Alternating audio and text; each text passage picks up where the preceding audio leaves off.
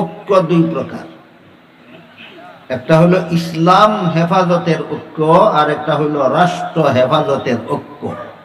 বুঝে থাকলে বলে ঐক্য কত প্রকার হয়? জাতীয় পর্যায়ের ঐক্য দুই প্রকারের হয়, একটা হলো ইসলাম হেফাজতের ঐক্য আর একটা হলো দেশ হেফাজতের ঐক্য।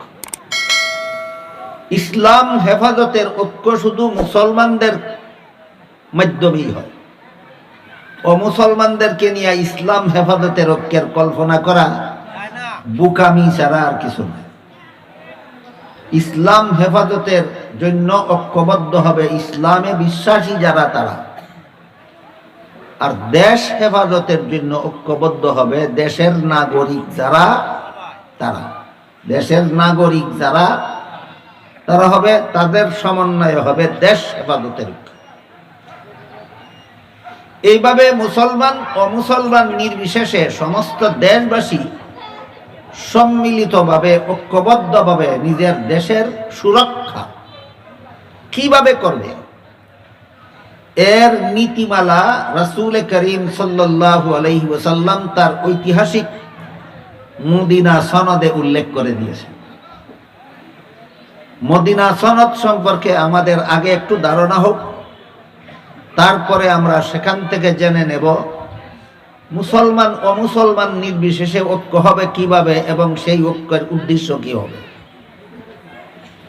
রাসূল করিম সাল্লাল্লাহু আলাইহি ওয়াসাল্লাম 53 বছর বয়সে মক্কা শরীফ থেকে হিজরত করে মদিনা শরীফ গিয়েছিলেন। সেখানে গিয়ে রাসূল একটা রাষ্ট্র প্রতিষ্ঠা করেছিলেন। সেই রাষ্ট্রের পরিচালনার জন্য রাসূল একটা লিখিত সংবিধান তৈরি করেছিলেন। এই সংবিধানটাকেই, রাসূলের লিখিত সংবিধানটাকেই ইতিহাসের ভাষায় মদিনা সনদ বলা হয়। 53 বছর বয়সে মদিনা শরীফ গিয়ে রাষ্ট্র প্রতিষ্ঠা করলেন, সংবিধান তৈরি করলেন। সেই সংবিধান মতে রাসূল জীবনের শেষ 10টি বছর ওই দেশের শাসনকর্তা পদে বহাল ছিলেন। জীবনের শেষ বছর রাসূল দেশ শাসন করেছেন।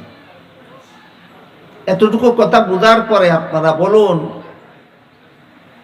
রাসূল কি শুধু মুসলমানের ব্যক্তি জীবনের আদর্শ, শুধু পারিবারিক জীবনের আদর্শ, শুধু ধর্মীয় জীবনের আদর্শ, না রাষ্ট্র জীবনেরও আদর্শ?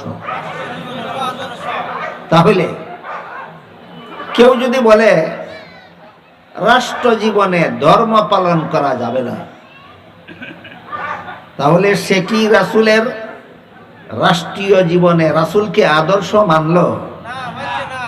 রাসূলের জীবন আদর্শ যে মানে না, সে কোন লাভে নিজেকে নিজে মুসলমান বলে পরিচয় দিতে পারে? হায়া লজ্জা থাকলে তো সে এই রাসূলের উম্মত বলে দাবি করতে পারে না। তুমি তো রাসূলের রাষ্ট্রীয় জীবনের আদর্শ মানোই না। তোমার হায়া লজ্জা থাকলে তুমি এই রাসূলের উম্মত দাবি করতে পারো না। তোমার হায়া লজ্জা থাকলে তোমার মুখে রাসূলের আদর্শ কথা উচ্চারণ করতে পারো না, কারণ রাষ্ট্রীয় জীবনে তুমি রাসূলের আদর্শ বিবর্জিত ব্যক্তি।